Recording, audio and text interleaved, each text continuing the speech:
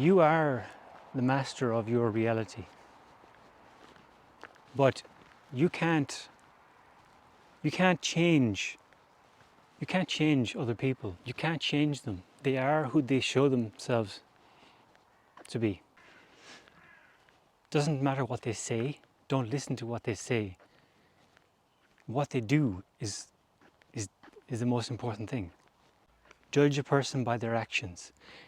Don't waste your time giving people second chances. What does it mean to be the creator of your own reality? Because it doesn't really seem like that we're the creator of our own realities, does it? Because you look outside, other people, situations, things happening around us that we don't really resonate with, do we? But yet they're happening. And it is all self. Remember the scene in The Matrix where Neo enters into the architect's room and there's all those screens all over the walls and the ceiling and everywhere, all showing different versions of Neo reacting differently to the situation.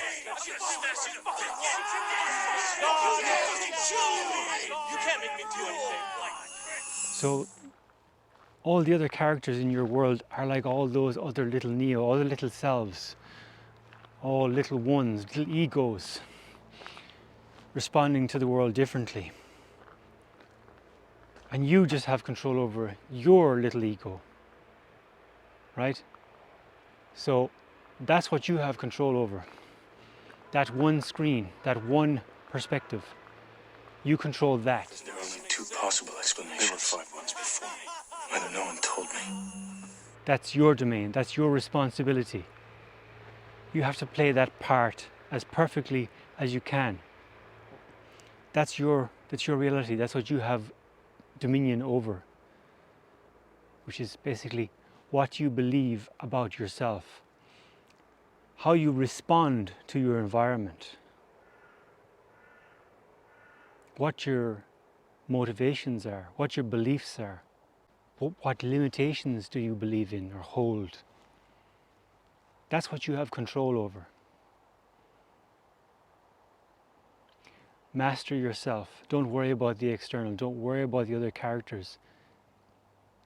Don't try to manifest them into something else so that they'll come to you in another way. Don't try to change your partner, for example. Don't try to change your boss for your benefit. You can imagine them well for their benefit. You can imagine them good fortune for their benefit. Because then you're not doing it with the intention to get something. Oh, because you want them to treat you better. No. Also, if you want to attract a partnership, a romantic relationship, you never intended to be a specific person. You never intended to be a specific person ever. Because if you do that, then you're making your reality, you're making it too difficult for your manifestation to come through. Because maybe that person that you're fixated on is not a good match for you. So wouldn't you rather focus on the idea of being with the perfect match?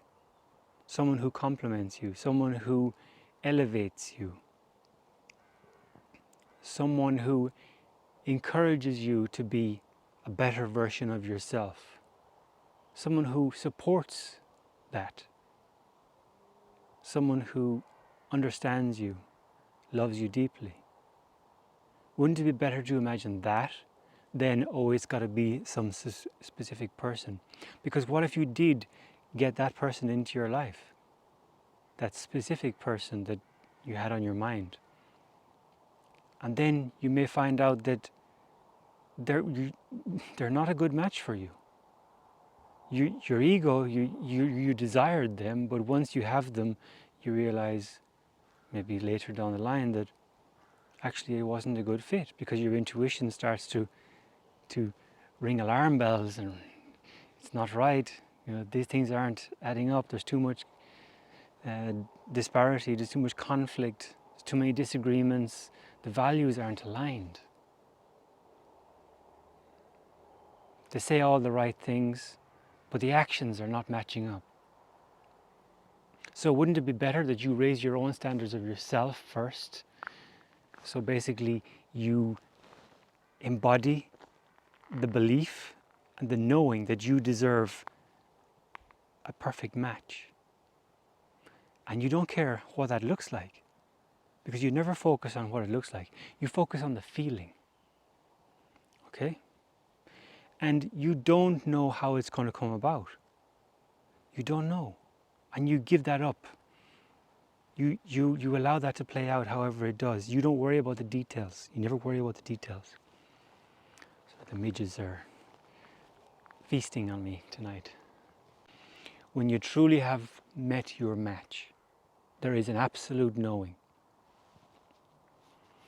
Don't settle for anything less. When you know it, you will know it without a doubt. Without a doubt. Yes, the triggers will appear. The cracks in your own awareness will start to appear. The triggers, the trauma, the abandonment wounds, they'll all come to the surface. Because this type of connection, which you hypothetically asked for, is going to encourage you to become the best version of self. And how does that happen? Well, any baggage that you've been holding on to deep inside of your belief systems is going to be boiled to the surface. It's going to be boiled to the surface. And you're going to have to face it. It's going to be raw. It's going to be absolutely raw. But it's essential that you sit with it, you feel it, you face it, until you're not afraid of it anymore. Until it doesn't faze you anymore.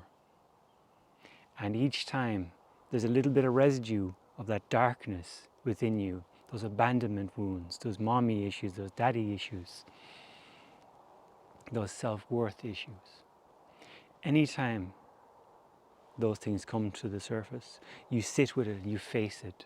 You don't distract yourself. You don't do anything. You sit with it and you face it until it has no charge anymore. It has no power over you anymore. That's when you become truly powerful, when you can face your own darkness and smile with a sense of love and forgiveness and understanding. You process the shame, you sit with the shame and allow it to wash over you. And then realize that you're still here.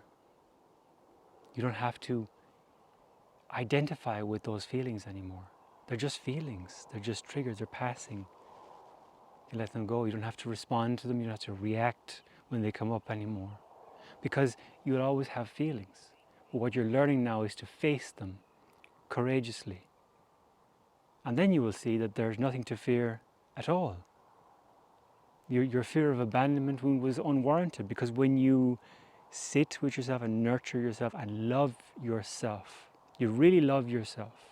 That's self-acceptance. That's what it is. Self-love is self-acceptance and taking accountability for yourself, your darkness. And how do you take accountability for it? Observe it. Embrace it. To be aware of it. To stand back and observe it. To not identify with it, but to observe it. Because it is not you. You just identified with it because it's a looping pattern, belief system, a thought, a fear that you've held on to, and you've just looped it over and over and over and over and over and over again until you became one with it. You became identified with it, and that becomes your go-to reaction to any difficult situation or anything that would trigger, for example, an abandonment wound, typically in relationships with romantic partners and family members, for example. It's a common one.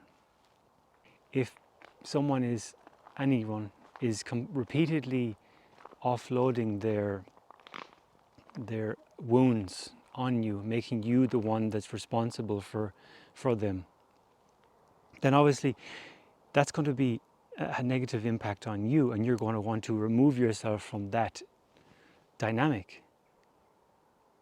But a lot of people, when you take space from that, because maybe you've laid down a boundary, you know, I don't appreciate being spoken to like this or treated like this, you know, maybe there's some paranoia or something like that going on, and you make your point like, you know, that doesn't represent me. I don't want to go there. You know, I'd rather not interact with this energy. If they keep pushing their point forward all the time, then obviously you're going to want to pull back. And then what's going to happen is you're going to take space. Maybe they're going to, you know, retaliate in some way. They're going to try and make you listen, right? That's a common one. Because their abandonment wound is so overwhelming for them, they need something to latch on to, because they feel like it's like they're drowning, and they want to tug at your energy, which is only going to only serve to pull you down as well. So you're going to want to get away from that, right? But you're going to feel bad for having to do that, but you have to do it for your own peace. But what happens after that is that then they tend to want to shame you, because they feel so punished for you taking your space. They feel so punished for you not wanting to drown with them. If someone keeps repeating that over and over and over in your life, does it really benefit you to keep giving them more chances? That's a question you need to ask yourself. Because each time that you give them another chance, they probably only went and shamed you for taking your space, for putting down your boundaries in the first place. And they make you responsible for their triggers and their outbursts. Does it really benefit you to be continuing to be in that dynamic? And you may care very dearly for these people, but their triggers are causing it's not good for you, right? Not good for you. Do you deserve to be treated like that? Yes, I get it. You care about them, you want them to feel better. Yes, I know. But the fact is, you staying and allowing them to do that over and over again is giving them permission to not evolve. The only answer in this situation is to remove yourself completely from that situation, because as long as they get other people to appease them, to validate their trauma, validate their triggers, make you responsible for it, you're the one that caused this, you have to fix this, you have to change so I don't feel like this, you have to change, you have to stop taking space because I feel punished when you take space. If you bend to their will in that case, you're not incentivizing conscious evolution. You're being nice, which is not incentivizing conscious evolution. Basically, you're giving them the out for taking responsibility for themselves and their own issues. Because the more chances you give, the bigger that mountain of not going to take accountability that there is. Because there's literally, you're taking away any incentive for accountability to ever occur there in that situation. The only way accountability could possibly occur is if you completely remove yourself from that situation and allow things to play out naturally for that individual. Because as long as you stay there, you're just enabling them. You are just enabling them to bury their darkness and project it onto you